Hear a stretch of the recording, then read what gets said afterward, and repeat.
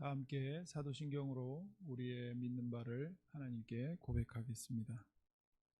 전능하사 천지를 만드신 하나님 아버지를 내가 믿사오며 그 외아들 우리 주 예수 그리스도를 믿사오니 이는 성령으로 잉태하사 통정녀 마리아에게 나시고 본디오 빌라도에게 고난을 받으사 십자가에 못 박혀 죽으시고 장사한 지 사흘 만에 죽은 자 가운데서 다시 살아나시며 하늘에 오르사 전능하신 하나님 우편에 앉아 계시다가 저리로서 산 자와 죽은 자를 심판하러 오시리라.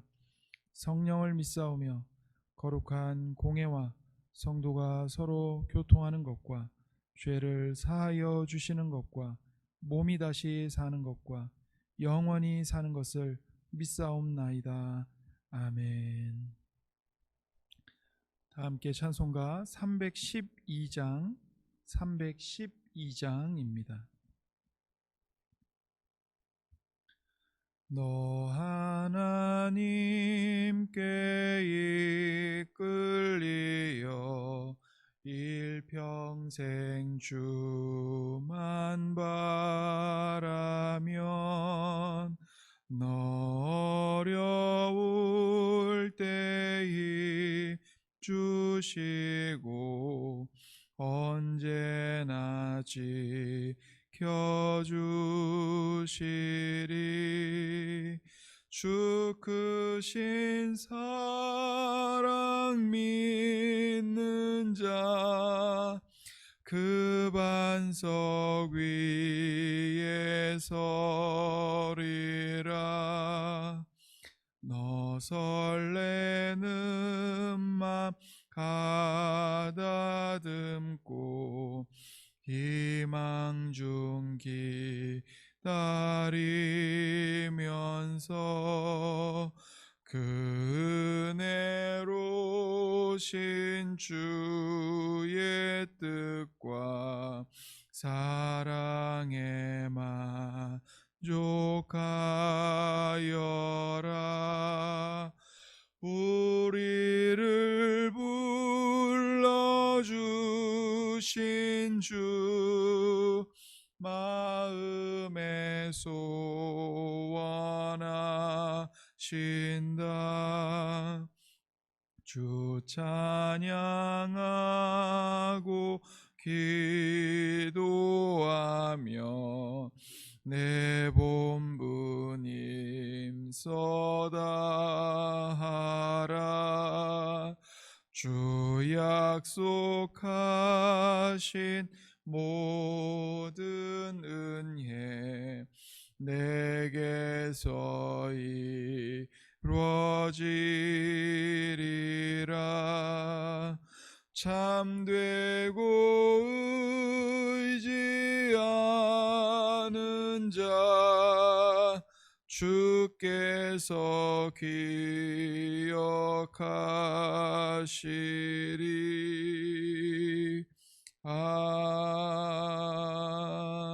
아멘.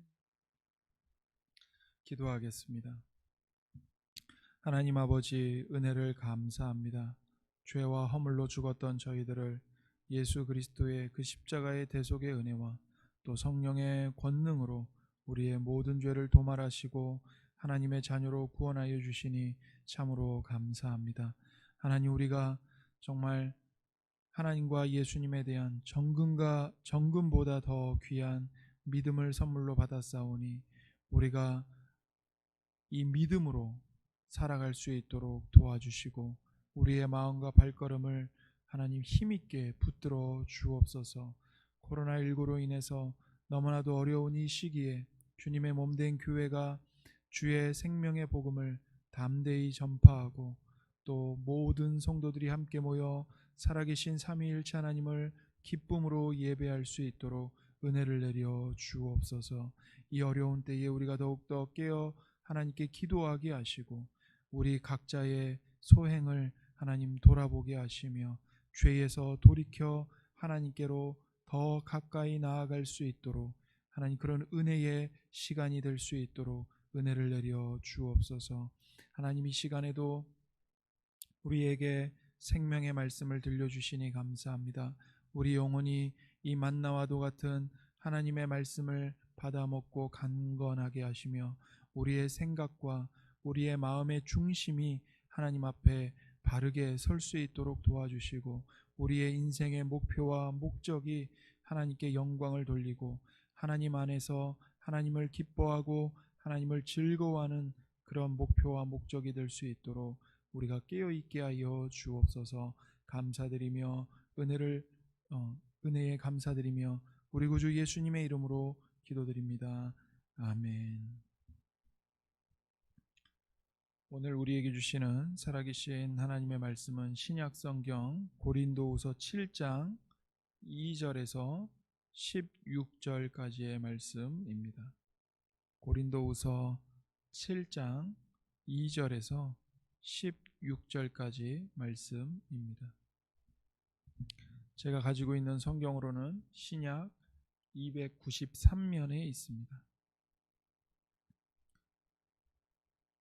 고린도후서 7장 2절부터 16절까지 하나님의 말씀을 받들어 읽겠습니다. 마음으로 우리를 영접하라. 우리는 아무에게도 불의를 행하지 않고 아무에게도 해롭게 하지 않고 아무에게서도 속여 빼앗은 일이 없노라. 내가 이 말을 하는 것은 너희를 정죄하려고 하는 것이 아니라 내가 이전에 말하였거니와 너희가 우리 마음에 있어 함께 죽고 함께 살게 하고자 함이라. 나는 너희를 향하여 담대한 것도 많고 너희를 위하여 자랑하는 것도 많으니 내가 우리의 모든 환난 가운데서도 위로가 가득하고 기쁨이 넘치는도다. 우리가 마게도냐에 이르렀을 때에도 우리 육체가 편하지 못하였고 사방으로 환난을 당하여 밖으로는 다툼이요 안으로는 두려움이었노라. 그러나 낙심한 자들을 위로하시는 하나님이 디도가 오므로 우리를 위로하셨으니 그가 온 것뿐 아니요 오직 그가 너희에게서 받은 그 위로로 위로하고 너희의 사모함과 애통함과 나를 위하여 열심 있는 것을 우리에게 보고함으로 나를 더욱 기쁘게 하였느니라.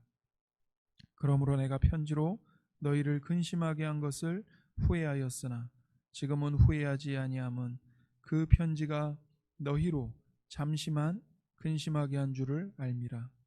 내가 지금 기뻐함은 너희로 근심하게 한 까닭이 아니요 도리어 너희가 근심함으로 회개함에 이른 까닭이라. 너희가 하나님의 뜻대로 근심하게 된 것은 우리에게서 아무 해도 받지 않게 하려 함이라. 하나님의 뜻대로 하는 근심은 후회할 것이 없는 구원에 이르게 하는 회개를 이루는 것이요 세상 근심은 사망을 이루는 것이니라. 보라, 하나님의 뜻대로 하게 된 이 근심이 너희로 얼마나 간절하게 하며 얼마나 변증하게 하며 얼마나 분하게 하며 얼마나 두렵게 하며 얼마나 사모하게 하며 얼마나 열심 있게 하며 얼마나 벌하게 하였는가. 너희가 그 일에 대하여 일체 너희 자신의 깨끗함을 나타내었느니라.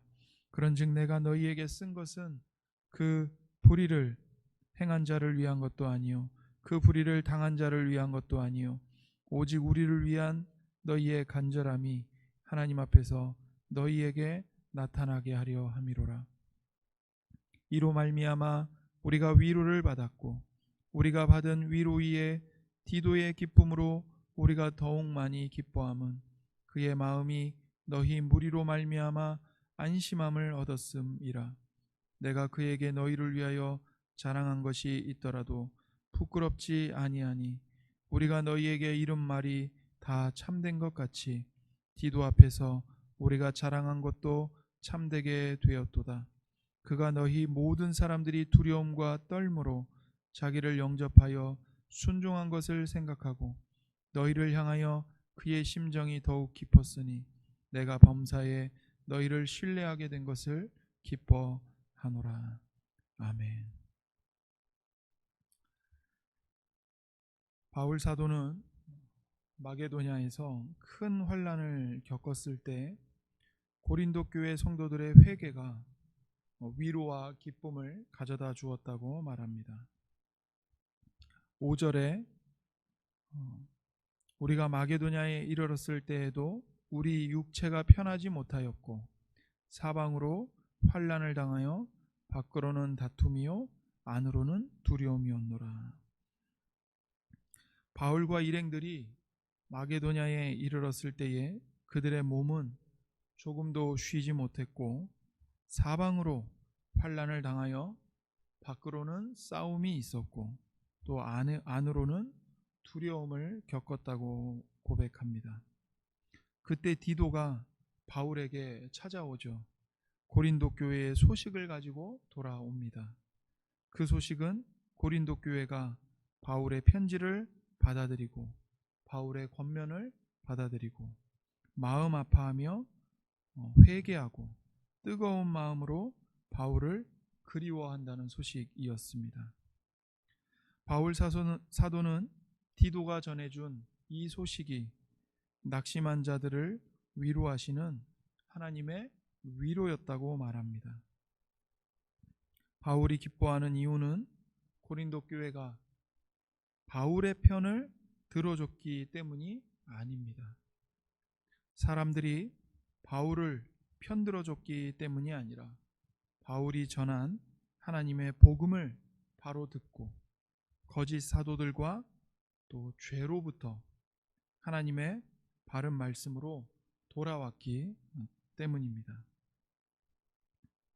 바울이 그토록 근심하고 괴로워했던 이유는 외부의 핍박과 환난, 또 그들의 육체가 조금도 쉬지 못하는 사역의 과중함보다 고린도 교회 성도들이 속이는 자들을 따라서 복음의 진리에서 떠나게 될까봐 두려워했기 때문입니다.